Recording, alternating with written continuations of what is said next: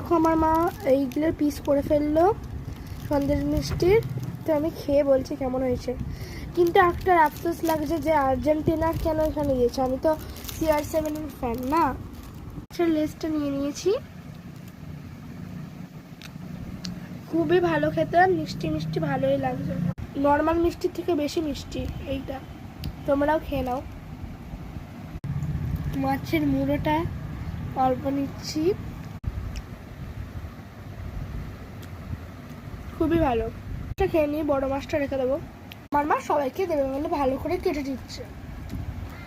আমি বলছি এই লেসটা আর মুড়োটা আমি খাবো, বাকিগুলো দিয়ে দিতে আমার বন্ধুদের, আমার ভাইকে। সুন্দর করে কাটছে দেখো, ছোটো মাছের মুড়োটা দেখো কি সুন্দর। এইটুকুনি আর আমি খাবো না, এটা আমার একটু পেট ডগ ছিল, মানে আছে, স্যান্ডে ওকে দেবো। দিয়ে দিচ্ছি, ও খেয়ে নে। আসছে, খাও। খেতে গেলে দেখো মিষ্টিটা খাচ্ছে, চেটে চেটে খাচ্ছে। খা। আমরা দেখেই নিলে ও খাচ্ছে, আর আমি এই মুন্ডটা খেয়ে গেলেই আমার খাওয়া শেষ হয়ে যাবে। দেখিয়ে দিয়ে একবার।